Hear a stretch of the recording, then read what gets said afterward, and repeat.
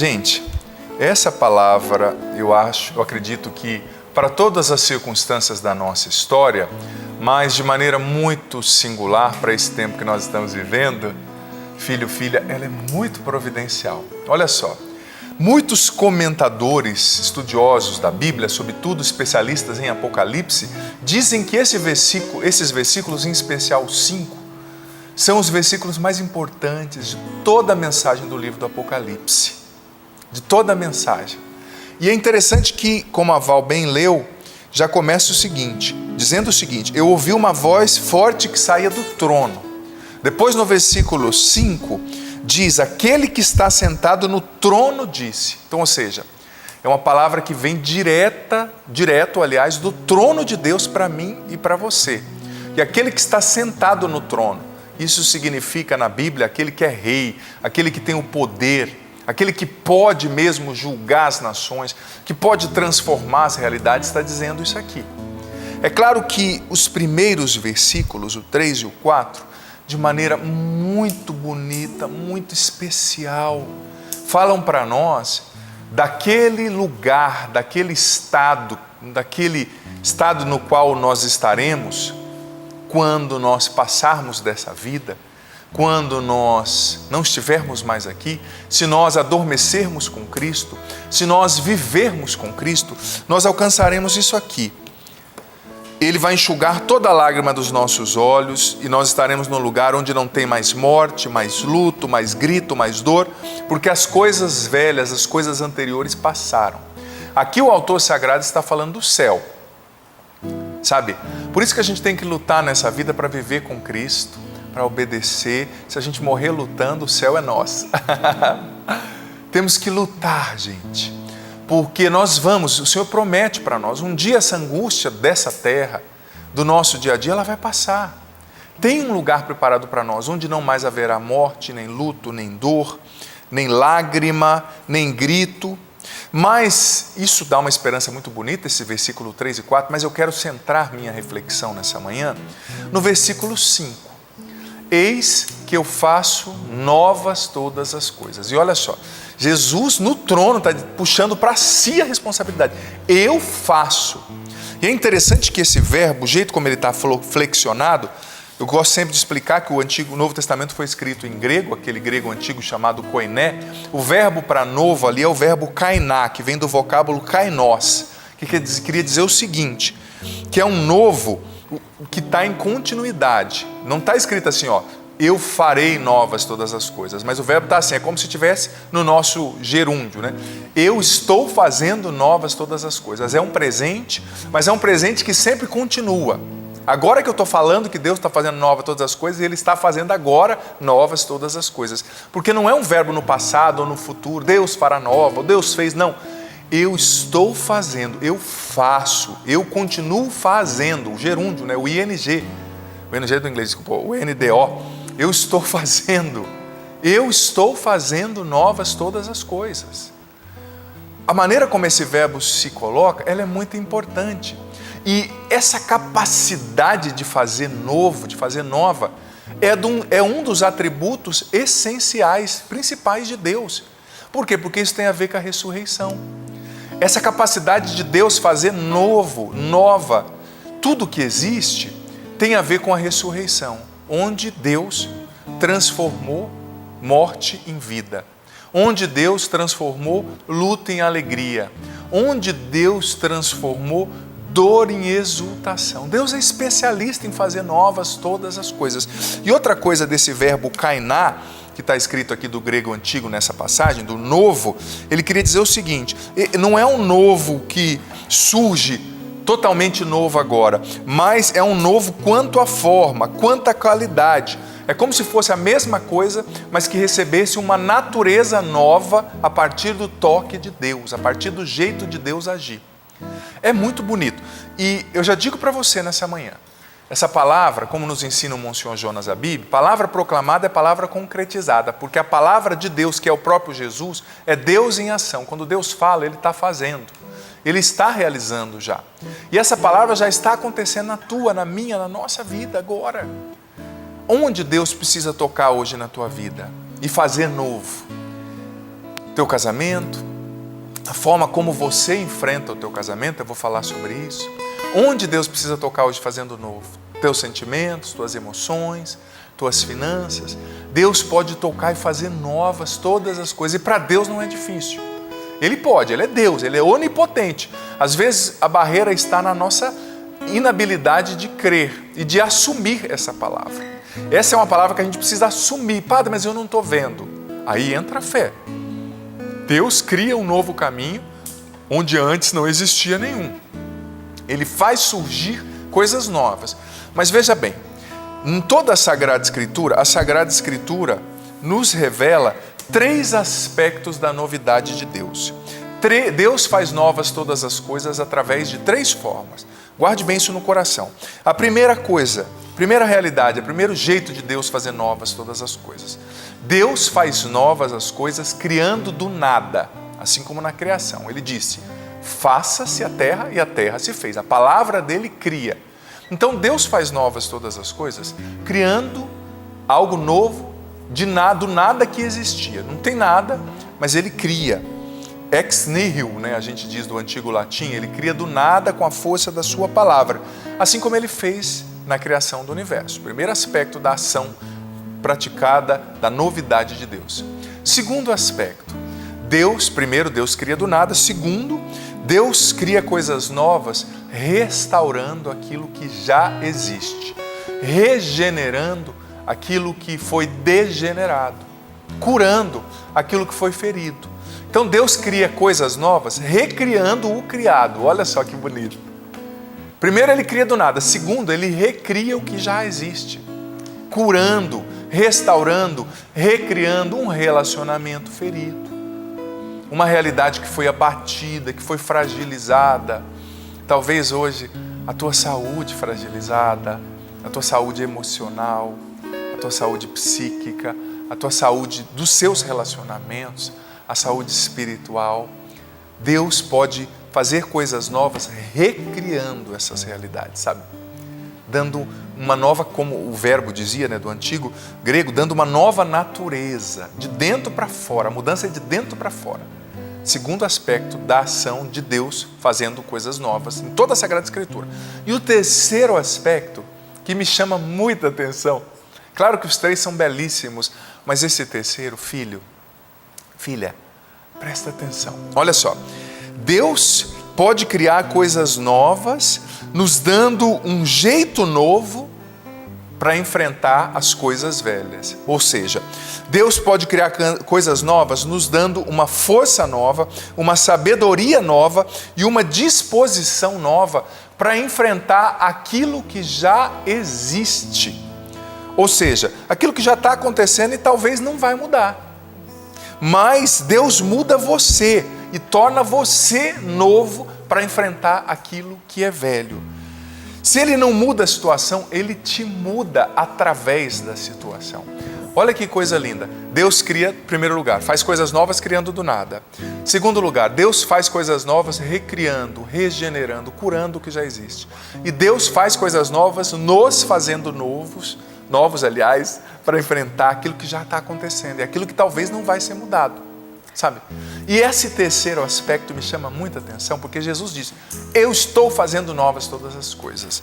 E eu gosto muito de refletir sobre esse último aspecto, porque isso é muito real.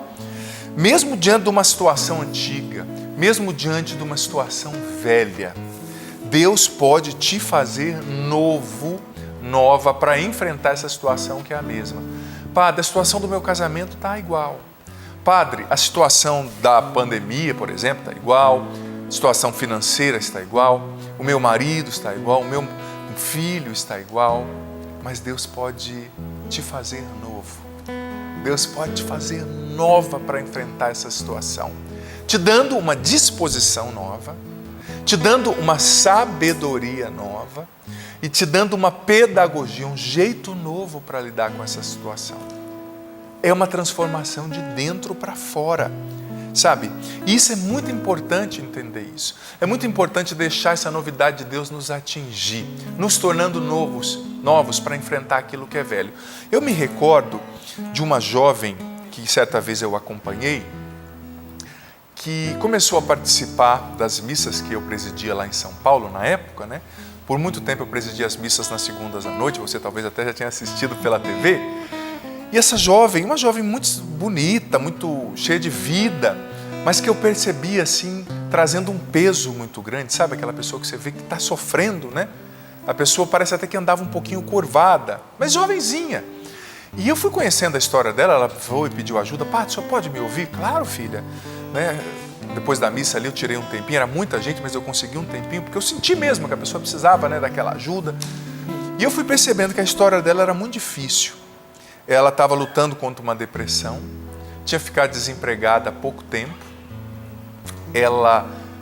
A mãe dela tinha morrido há mais ou menos uns 4 anos atrás, naquela circunstância. O pai era alcoólatra e quando bebia, porque tem vários tipos de bêbado, né, gente? Ou raça. Mas tem bêbado poeta, tem bêbado chorão, tem bêbado alegre, tem bêbado violento. E o pai dela ficava violento quando bebia, né? Eu tinha um amigo na adolescência que ele ficava bêbado e ele começava a falar: mas você é muito importante para mim, eu te amo. Ele era o bêbado poeta, né? E o pai dela ficava violento. E imagina, né? Ela ali, filha única, se tornou quase que a mãe do pai, né? Teve que cuidar do pai, o pai às vezes ficando violento. Mas é interessante que ela começou a fazer uma experiência tão bonita com Deus ali nas missas, nas adorações. O padre também, eu rezei por ela algumas vezes, a atendi também na época, né, em oração. E eu fui percebendo que Deus foi fazendo nova aquela jovem, de dentro para fora. As situações na vida dela, eu sou honesto em dizer, continuaram as mesmas. Por um tempo ali, né? Ela lutando para conseguir um emprego, ela lutando contra aquela depressão, que era fruto de todas aquelas realidades que ela trazia no peito, claro. Ela lutando para ajudar o pai. O alcoolismo do pai aconteceu muito também por causa da morte da mãe, que foi um erro médico, né? Na circunstância, e ele, tadinho, não conseguiu lidar bem com aquela situação e se entregou ao vício. Já bebia, mas depois daquilo se entregou de maneira assim intensa. Eu percebi que as circunstâncias da vida daquela menina continuaram a mesma. Mas ela não continuou a mesma. Deus começou a fazer coisas novas dentro dela, sabe? E eu fui percebendo aquela menina renascer como o voo da fênix, né? Como uma águia renascendo das cinzas. E ela começou a encontrar uma força dentro dela que nem ela sabia que tinha. Claro, a força não era dela, né? Era do céu, era de Deus. Ela começou a encontrar uma força de superação, uma disposição nova para entender o que o pai vivia, né? Para entender o pai como um doente, né? Que precisava ali de ajuda de alguma forma. Ela começou a encontrar dentro de si uma sabedoria nova. E essa ação do Espírito Santo foi fazendo-a nova a cada passo que ela dava para Deus. É claro que era um processo, né? E às vezes ela que estava dentro da situação não conseguia perceber. Mas por isso que é bom a gente ter um diretor espiritual ou alguém que nos ajude, um amigo bom. Porque eu de fora, às vezes quem está dirigindo o carro não vê de dentro do carro como o carro está fora, como quem está fora olhando, né? Eu de fora dizia: filha, Deus está fazendo, eu estou percebendo mudanças em você. Filha, Deus está te transformando, você está diferente. Gente, aquela menina, apesar de ser muito jovem e bonita, ela não sorria. Sabe? E ela começou a sorrir. E eu dizia para ela: olha, está vindo para fora aquilo que Deus já está fazendo dentro de você, né?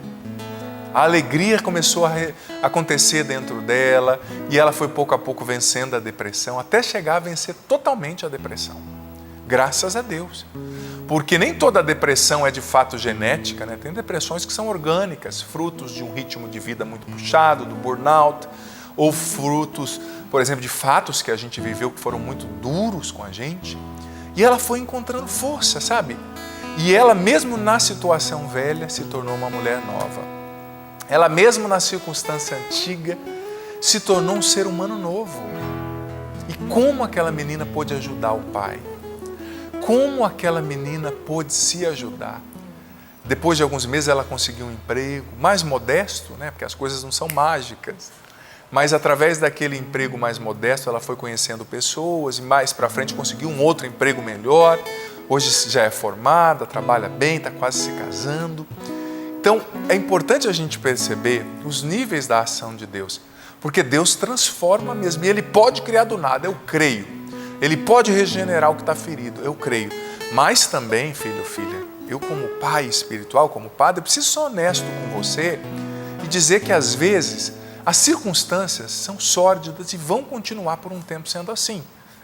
Mas a gente precisa permitir que o Espírito Santo, que é o dínamos, a novidade, o poder de Deus, a inventividade, o movimento de Deus, o Espírito Santo, a palavra espírito do grego antigo também quer dizer tudo isso, movimento, força, inventividade, vento, né? Aquilo que você não controla, ele te leva, ele te faz, como nós ouvimos no Evangelho segunda-feira, o vento sopra onde quer, você ouve ruído, não é? A força de Deus, se você se permite paulatinamente tocar por Deus, Ele vai fazendo tudo novo dentro de você.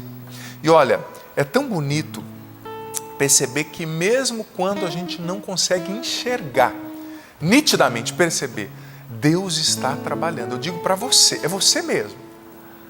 Você que está me escutando agora, você, pai de família, talvez preocupado, como que eu vou alimentar os meus filhos, como que eu vou pagar as minhas contas, você profissional da saúde, você na melhor idade, você gestante. Às vezes a gente não consegue perceber nitidamente, né? Mas olha, eu digo para você, Deus nunca deixa de trabalhar. Jesus disse no Evangelho de João, meu pai trabalha sempre, e eu também, né? Quando os fariseus questionaram por que ele estava curando no sábado, né? Deus está trabalhando, e eu gosto tanto de evocar aquela imagem do sábado santo, né? Porque você sabia que o sábado santo, o primeiro sábado santo ali para os discípulos foi um momento de crise. Por quê?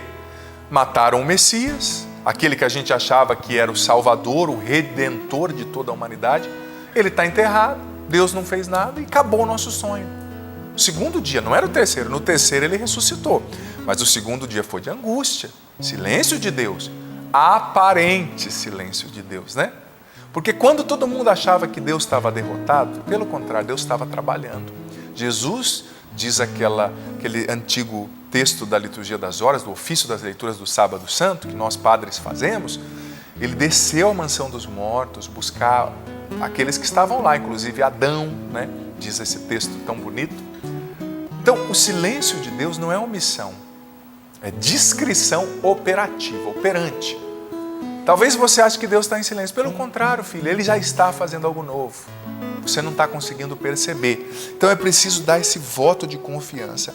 É preciso acreditar. Crer no que eu ainda não vejo. Porque Ele disse sentado no trono, eu faço novas todas as coisas. E se Ele diz, está dito. Se Deus disse, quem sou, que nada pode desdizer. Desdizer. Agindo Deus, quem impedirá? Mas veja bem, aí entra a nossa parte humana, né? Que a gente precisa colaborar com Deus.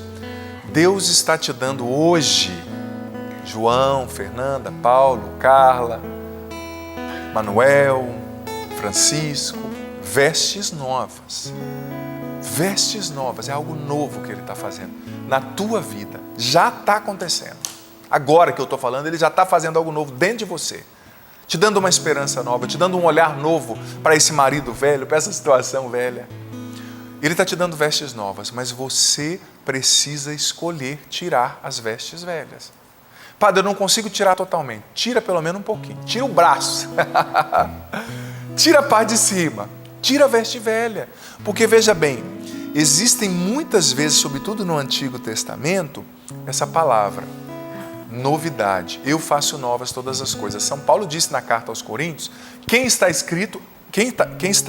em Cristo é uma nova criatura. As coisas velhas passaram. Mas muitas vezes, eu digo para você, as coisas novas não acontecem na nossa vida porque a gente ainda insiste em carregar coisas velhas dentro da gente.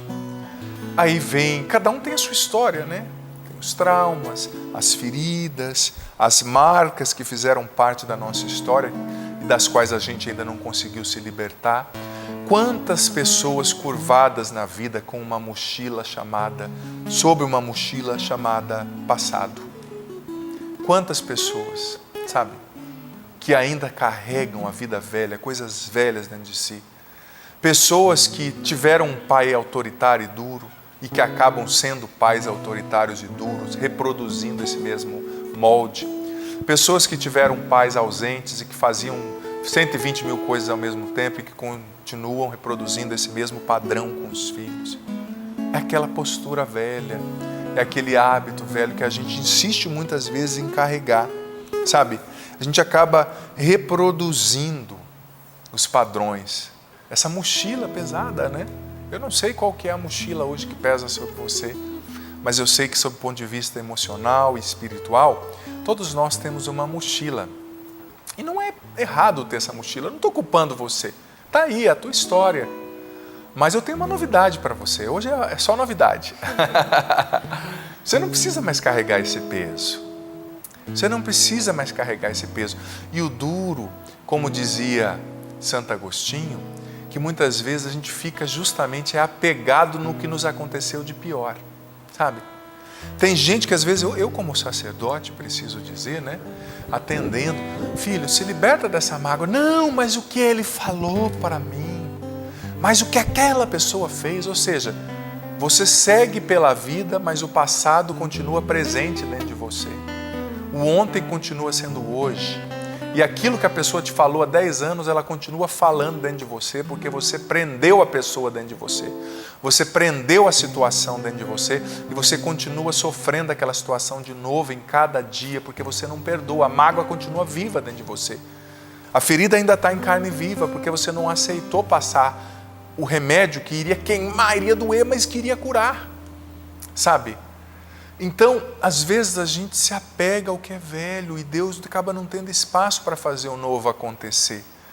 Eu sei que é difícil, filho, filha, liberar o perdão com sinceridade, né?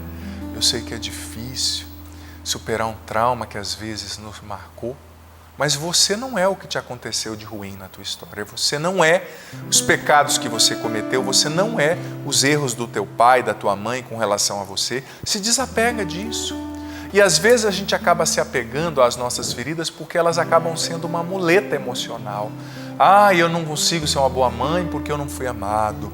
A gente acaba tendo esse complexo de vitimismo, né? De vitimização, auto-vitimização. E a gente acaba descansando na ferida. A gente acaba armando a nossa tenda num passado difícil para justificar os nossos insucessos e para não precisar lutar.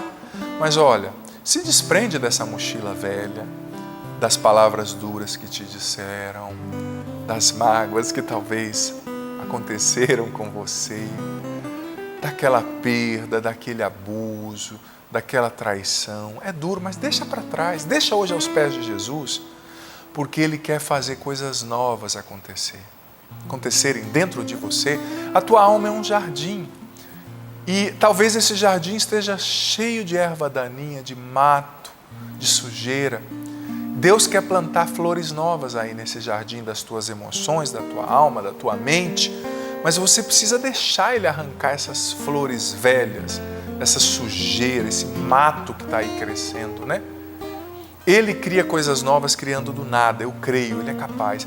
Ele cria coisas novas regenerando o relacionamento machucado, o sentimento ferido. E Ele cria coisas novas nos fazendo novos, para enfrentar o que é velho, o que já está acontecendo e que talvez não vá mudar.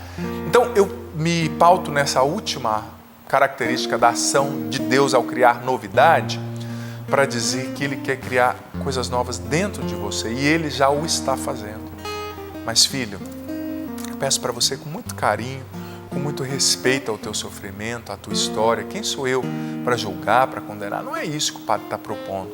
Mas eu digo para você, você que tem carregado um peso tão grande, peso de culpa, peso do pecado que você cometeu há tanto tempo, se culpando por coisas que nem foram responsabilidades tua, né?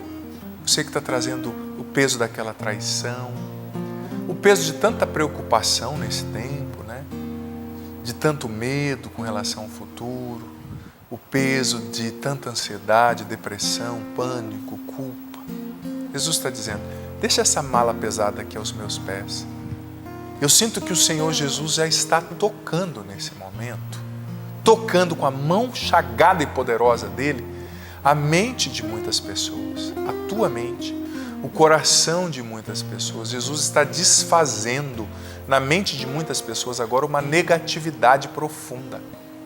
Pensamentos ruins, negativos, amargos, tristes. Eu estava bem, agora não estou. Eu tinha dinheiro, agora não tenho.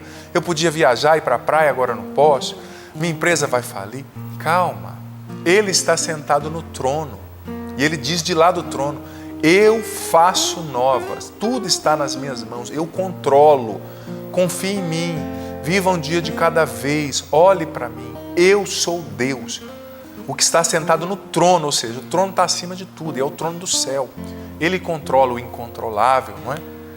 Então deixa Ele criar coisas novas dentro de você.